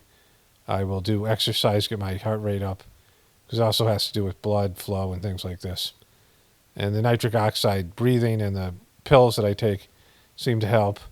Sometimes I eat chocolate, it gets better. Sometimes I eat chocolate, it gets worse. And then, there's the nausea part. Sometimes the headache and everything goes away, but my stomach will be upset. And there's a connection between the stomach and these headaches. Kids get stomach aches and adults get headaches, but they're part of the same thing. And so, there's just all these things. Sometimes I can stave off the headache when my wife and I are traveling. If we drive for like 8 hours or so, I usually get some sort of a headache. And so I do things to sort of stave it off. And, sometimes it works, sometimes it doesn't, right? Oftentimes I can minimize the headache, and then I can avoid it altogether if I feel like one's coming on. I do some cleaning. I do some relaxation of my jaw. There's a way to release one of the jaw muscles, like a chiropractic type of thing that I've learned to do, and some other things. So I have these ways of, battling through it, and sometimes it's just going to happen no matter what. Once in a while I'll get one where I can, sort of fight it off, but it just seems like every day it's just right there waiting to happen, and then eventually it just happens, and I can't, it's just like supposed to happen. When Chargy got these headaches, he would get these debilitating headaches, and Babaji said he was going to fix it with the doctor he called like one of the greatest healer that he knew, some Ayurvedic doctor. He said, between the two of us, we'll be able to get rid of these headaches. And he meditated and prayed, and he read Chargy's condition, and he eventually figured out it was a nerve that ran up, at the base of his skull, and that's what happens to me. It's like a nerve that gets aggravated by all these things, or whatever it is. And that was like the back of my head, usually on my right side, and my, the jaw there's that little, acupuncture point right by the base of the jaw that's very sensitive, right, in the ears and whatever it is, right? So there's all these things. And so sometimes it's just going to happen. It's a part of a cleaning process. And I always feel like the day after the headache goes away, my serotonin level spikes, and I usually have real good creative, oftentimes insightful things that I say, in terms of the flow of information, and just it's a really good day for me. And I just feel really good the whole day. So, I guess that's, partially a good thing. But what's going on here, the sittings were very not great, the first sittings. And again, sittings sometimes are cleaning sittings. Sometimes they're very restless. Sometimes they're very unpleasant. If you're going through cleaning, the Chargy said the best sittings he ever had were ones where he felt restless and these other things. And when you are, there's a transformation, a blooming, an evolution, a metamorphosis that's happening in the Sajmarg system. It's a person who becomes a central region person, a person in the higher levels of spirituality, the senior preceptors, the master of the system, and everybody who evolves to whatever extent, they start to change genetically. There has to be genetic transformation, because what we're dealing with something here is an evolved human being that some of this junk DNA is activated. And, that process is painful. And there was lots of different sittings Chargy documented that were very difficult for him to go through, that were even physically painful. There was a sitting he receives from Babaji, and this guy, Don Saverin, was talking about this in a talk, and I read about it in Chargy's diary, where Don and Chargy were getting a sitting from Babaji. And Babaji asked him, how did you feel? And Chargy said, it felt like a spike was being hammered right here. He pointed to where the part of his head, like a nail was being hammered in there. And a point was being opened up, and it was extraordinarily painful. Babaji talked about how he's met a guy in like a Buddhist who had like surgically opened one of his spiritual points, a physical point. And he said the pain the guy must have went through, the guy, like they drilled a hole in his like skull or something crazy. And Babaji said it seemed to work, but it was unnecessary, but it showed the kind of discipline this person had to undergo such a procedure for his spiritual evolution. But, it was one of these PowerPoints. It wasn't like a Sajmarg, something that's more spiritually oriented. But anyways, there's all these things that go with it, the cleaning, the restlessness. And I've struggled with the group sittings, the Sunday sittings. It's been difficult for a variety of reasons, just logistically for me. I started to give them at night, like 1 o'clock in the morning or 12 something, in the early morning hours of Sunday. I feel like, people who are in different time zones, I mean, not that time matters, but it's this earlier I do it, the better. And then I've tried to meditate in Sunday morning, and it hasn't been great, the satsang. And so what originally happened was, let's go back to the original event here. So I felt that transmission descending on me, Basant, 2 years ago. And it's unbelievable. This has only been 2 years. It seems like it's been 10. But I was like, it's got to be at least 3. I mean, I knew it couldn't be more than 3. But I was pretty sure it was only 2. And I'm like, this is crazy. And so I said to everybody, I'm no longer doing heartfulness because it sucks and it's not working. And I'm just going to connect to the divine master internally, individually, personally, without the middleman of the mission and these things. And a variety of people were doing the meditation, so I had to tell them, that I didn't think it was working, and some of them had said they didn't think it was working. And they all started to do the same meditation that I did. It was just group meditation every Sunday. And I was feeling transmission, and it was going great, but I'm like, without like sittings and individual sittings. I mean, there's a Friday night at 9 individual sitting that, most of you guys know about. Every Friday at 9 p.m. Friday night, there's an individual sitting. Now, I know Dodgy isn't doing that, but it doesn't matter because he's a piece of shit, and he's not really in charge of this stuff anymore. And Chargy and Bobsy used to do this. And it was a long-distance sitting given to people who didn't have access to a preceptor. But then they opened it up for anybody who wanted to do it. It's a half hour. And I started doing that again, and that was working. Once the app came out, that became unnecessary because people could just get a sitting from the app. But the app wasn't working, and I don't even think they have real preceptors on the app. I started to see all these names, and none of them were familiar. I knew Dodgy had made a bunch of new preceptors, but I started to search these names, and they didn't exist on social media. And most of these guys have social media accounts of one sort or another, and they didn't. And, out of the 15 different ones I, took screenshots of the person's name and searched it, only one of them there was one guy who had a Facebook account that was obviously a preceptor and Abhyasi. But the rest were I think they were just made up fake accounts, and no sitting was being given. And so it wasn't working. The app wasn't working. And so Dodgy said he got permission to do the sittings when there wasn't anybody there. And so in the beginning, once in a while, you would get, if no preceptor was there to give you a sitting. So there was this phone app that connected you to a preceptor. And a preceptor would sign in. I talked to my brother who was a preceptor, and he told me what on his end. And it would say 2 people are waiting for a sitting, and you would click on and you would do the sitting, right? And so, and it would go like that. But after a while, there wasn't enough preceptors. They weren't participating. And so Dodgy said that, he asked the divine masters, divine hierarchy, if he could, just a sitting could be taken from him unconsciously. Like he wouldn't give a sitting. It would just, you would see Kamlesh Patel. And those of you who used the app knew about this thing. But it wasn't like he was giving a sitting. It was just happening automatically. That worked at first. The sittings weren't as good as in-face sittings, but they never were. I had taken long-distance sittings, and some of them were good. And the Friday at 9 sitting had been really good at times. But, usually the face-to-face ones were better for a variety of reasons. They got rid of long-distance sittings because sometimes the preceptors wouldn't, it was very easy for people to not do the sitting, like to commit to it, but they wouldn't, they wouldn't follow through. There's a whole thing. There was a preceptor in charge of the U.S. who was instrumental in me being made a preceptor, and I was in New Mexico and he was in California, and he said, I'll give you an individual sitting every Thursday at 6:30 in the morning. And so I would, the first day I did, and it was a good sitting. Like I felt the sitting. And the second time I was like, no sitting. Third time was no sitting. Fourth time was no sitting. So I called the guy up and I said, are you still doing the sittings? And he said, yeah, I am. What day and time is it? And so it sucked. And he was like, he turned out to be a real piece of shit anyway, that guy, in a variety of ways. So, so there's all these different factors, right?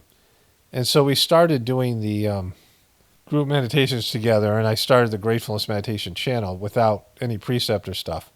And I put out videos that people could use as timing. They could turn the video on and there'd be a half hour of, silent time. And then I think I said that's all at the end. The videos are still there. And that was good. People could just take individual sittings. The way I was doing it is I would just meditate and connect to the Divine Master and get a sitting that way. And I had done that in India too, in the ashram, and it had really gone well at various times. So there was directly connecting to the master of the system. There was a friend of mine, someone I was used to talk to a lot, and he was around my age. We had sort of a falling out, but we were my one Abhyasi sort of friends that I had, a bunch of these people I'd see at gatherings, but he and I were, he was going through a divorce, and I was alone in New Mexico, and, I was just starting to be a preceptor. And he was so struggling with the preceptors in Boston, which had been nefarious for just really bad, a couple of crazy people who had been there for a while, and a bunch of other preceptors, and the center was just a mess for a long time. And he was just tired of the preceptor bullshit. And he was meditating. They moved the sets onto his house. It was taken away from the preceptor because a lot of just stupid shit was going on. A couple of Babaji preceptors, a lot of drama and things. And one time, no preceptor showed up to give the sitting, and he was with two other Abhyasis, and he said, he thought that it wouldn't be a good sitting, but they just meditated, and they all went out. They went into samadhi, and one person went into samadhi for all of the sitting but 5 minutes, and the other two went out for the whole time. And it's like, preceptors were unnecessary. There's times that Babaji talked about getting rid of preceptors, but it's really hard for people to connect directly.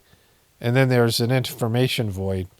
And one of the great things about the system is the preceptors, right? The ability of preceptors to deliver this energy from the spiritual approach that the master has achieved in the central region, and deliver this divine transmission, even if they're not at that stage themselves, and act as conduits. And it's really a wonderful part of the system.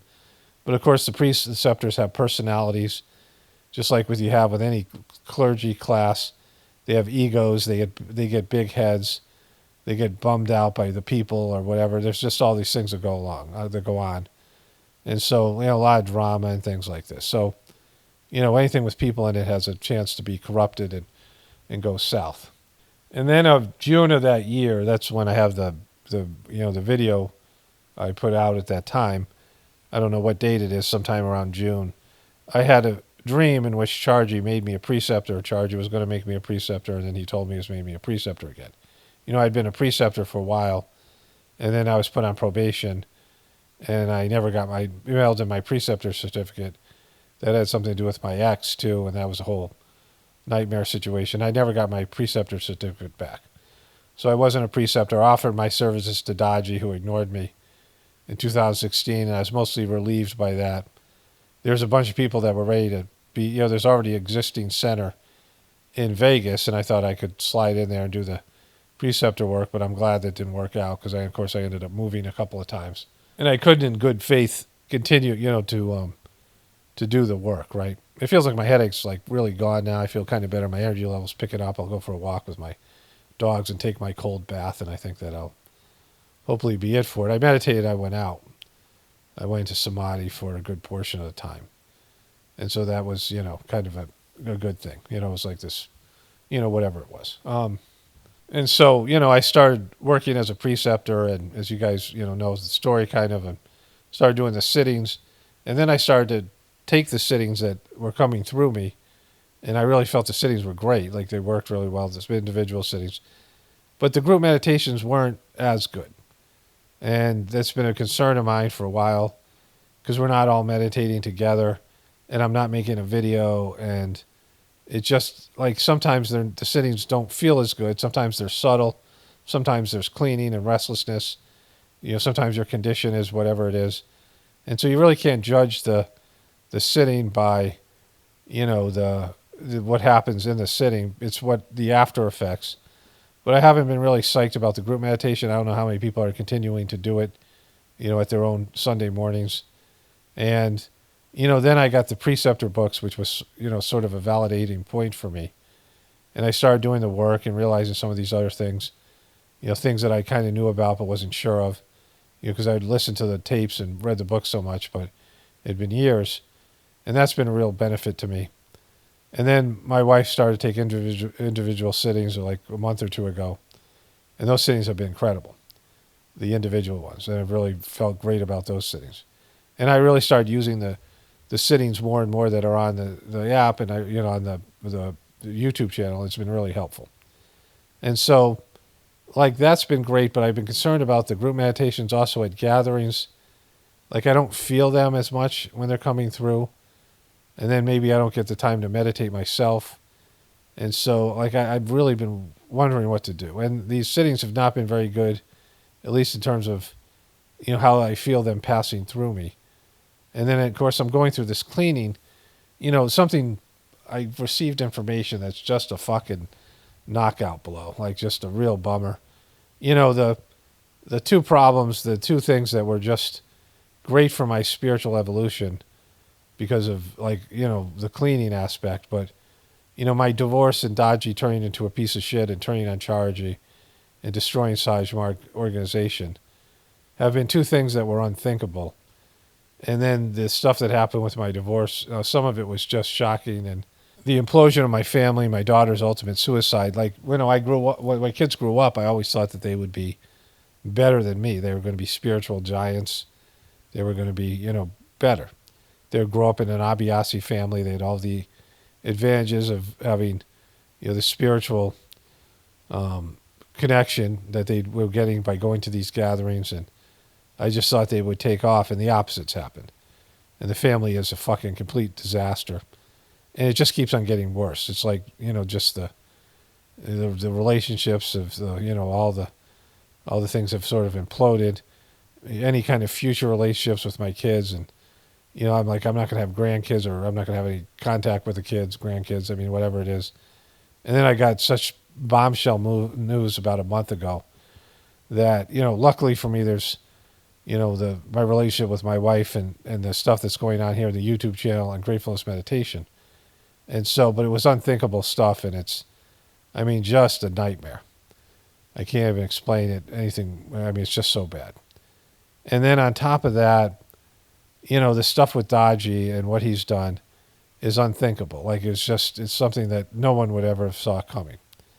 And so with those two things, I have sort of been, I don't know, in terms of being disappointed by people. And of course, everything I cover on a day-to-day basis about the implosion of the system. Like, I just expect people to just go the lowest possible route and things to go in that direction. Like, I'm always, it's hard for me to trust that things are going to go well, even though they aren't going well in the spiritual way in terms of cleaning. And I know this is a necessary phase, but it's hard for me to, to count on. If you're going into a situation counting on people stepping up, let's say if we had a gathering, I can't believe that people will deliver, right?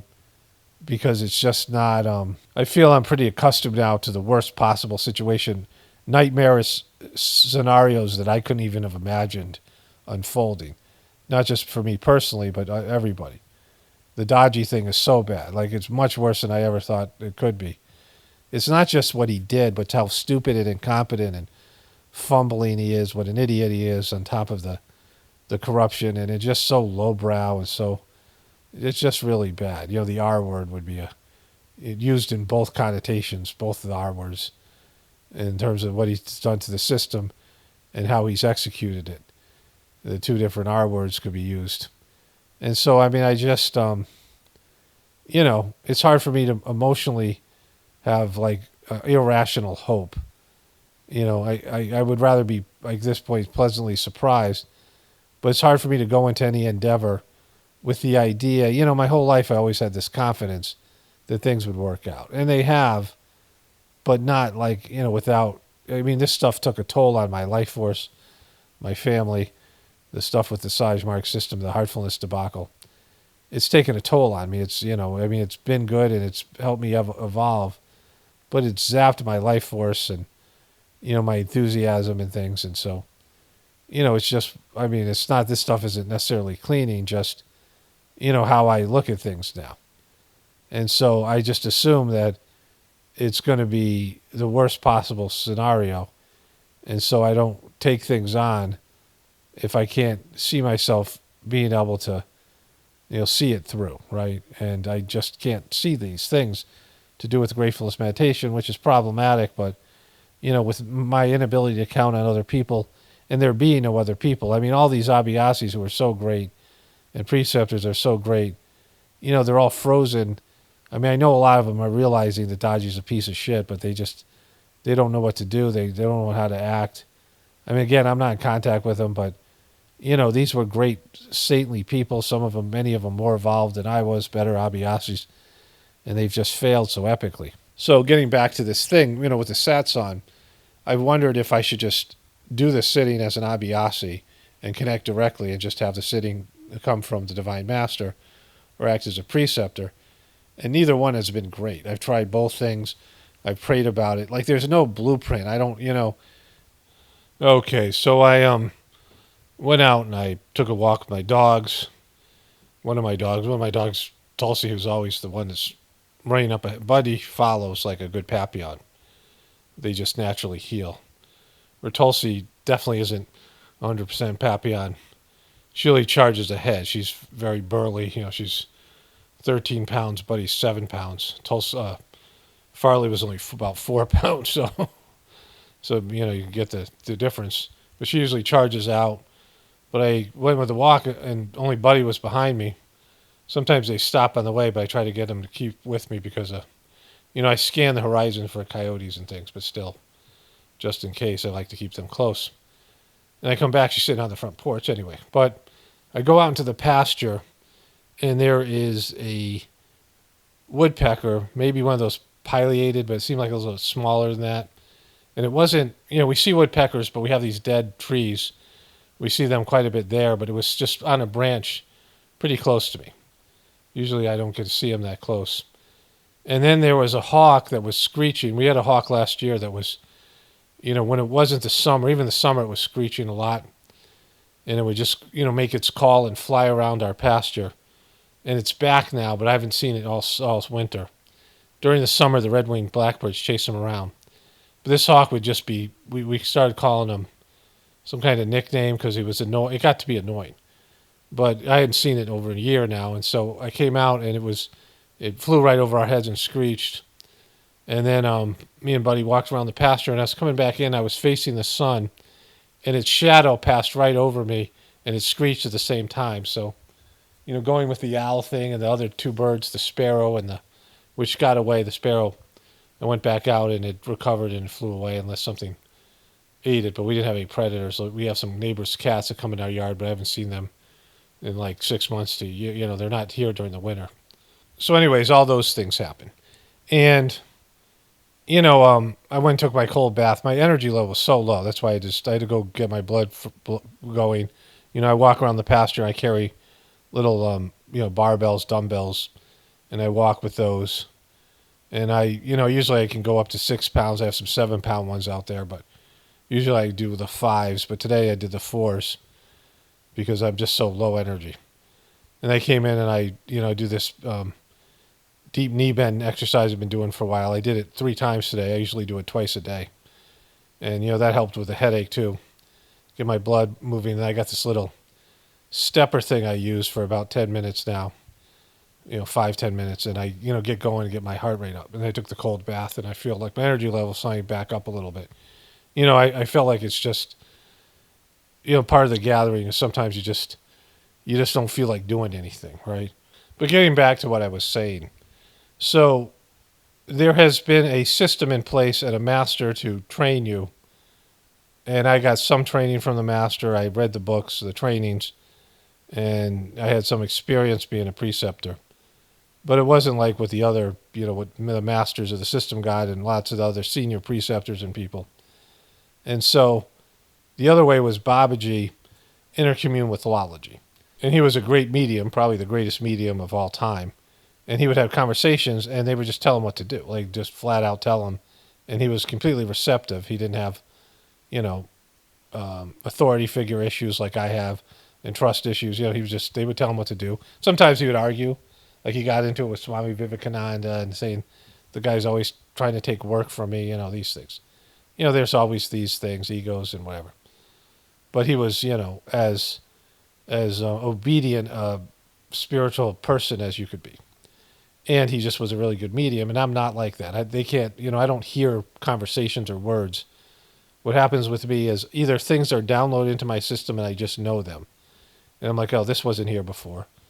And it's like, I had that fruity and I've had these experiences like that. My headache's like completely gone, by the way. So that's, it's picked up here. But either I have something like that or, I'm talking and information just comes through me. And so ideas come to me and things like that, which is, it's good. It's sufficient for what I do here, but not sufficient for doing the gratefulness meditation.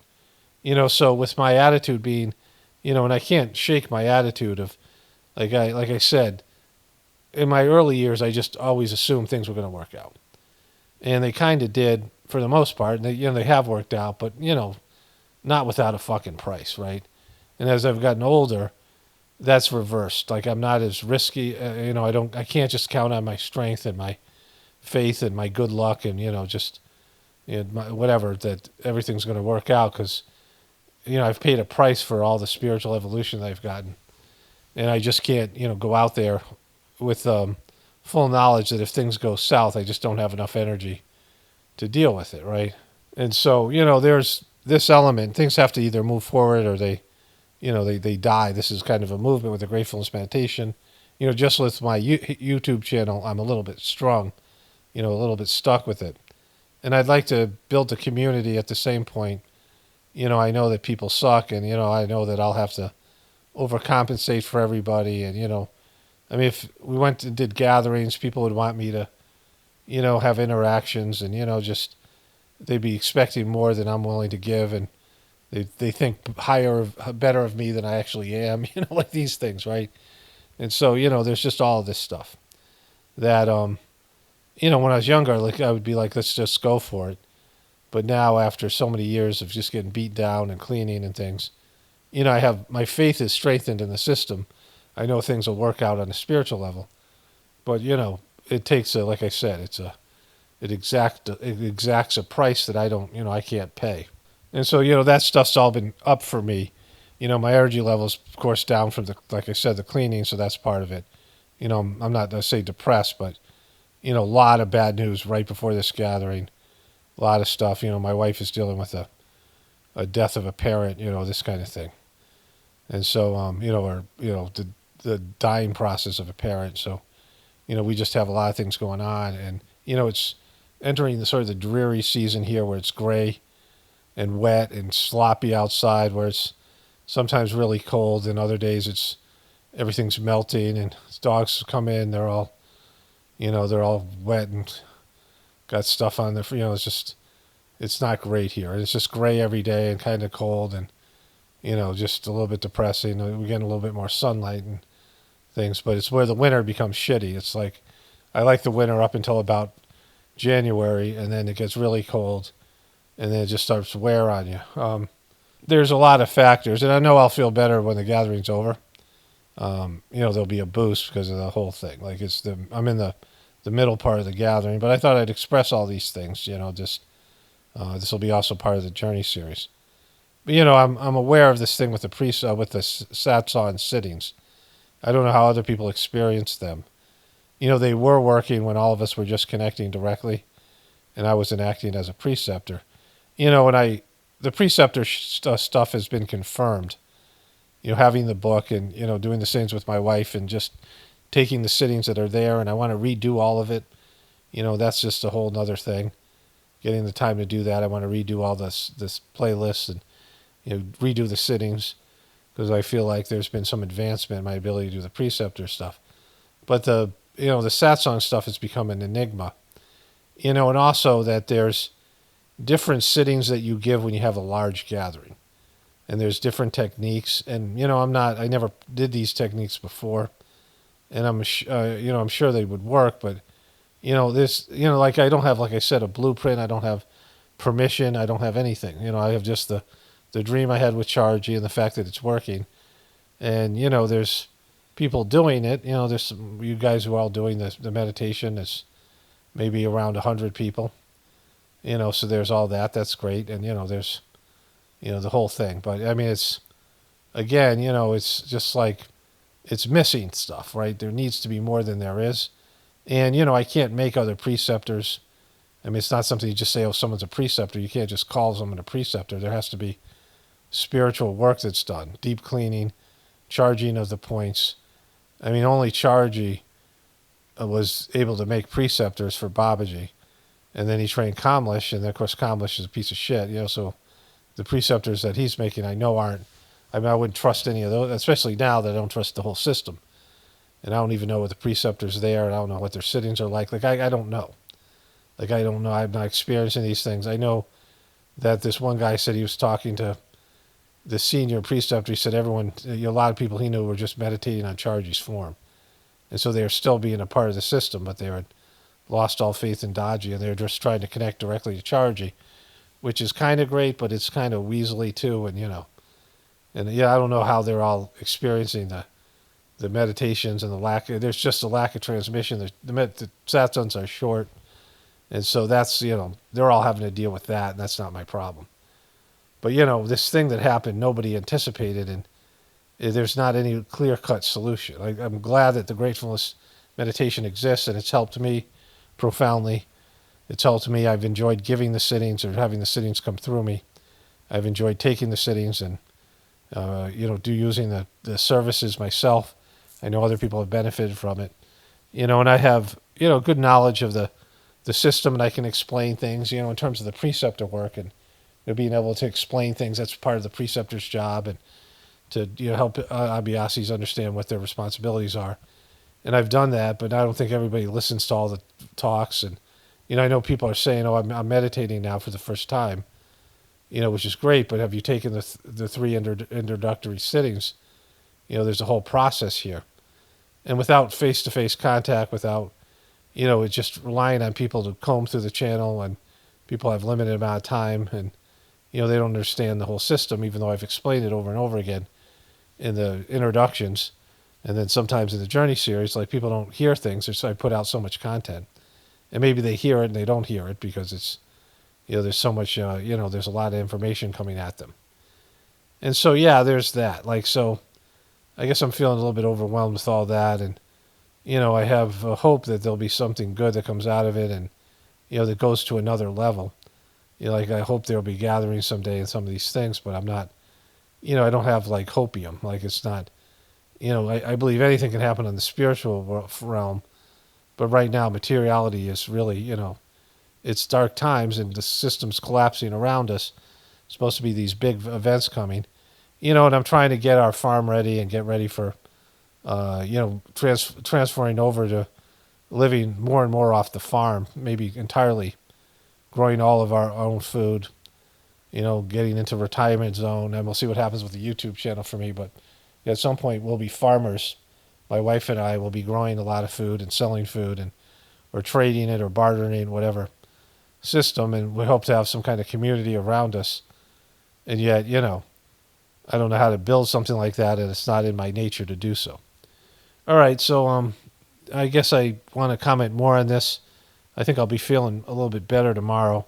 I definitely feel better than I did when I started. I was just so low energy and I was just struggling to get through the day. And, the headache's gone now and I feel, pretty good about it. So, whatever. Only spirituality will save this world. It's power vital, definitely pointing for the apocalypse and the ascension. Everyone have a blessed day and be grateful.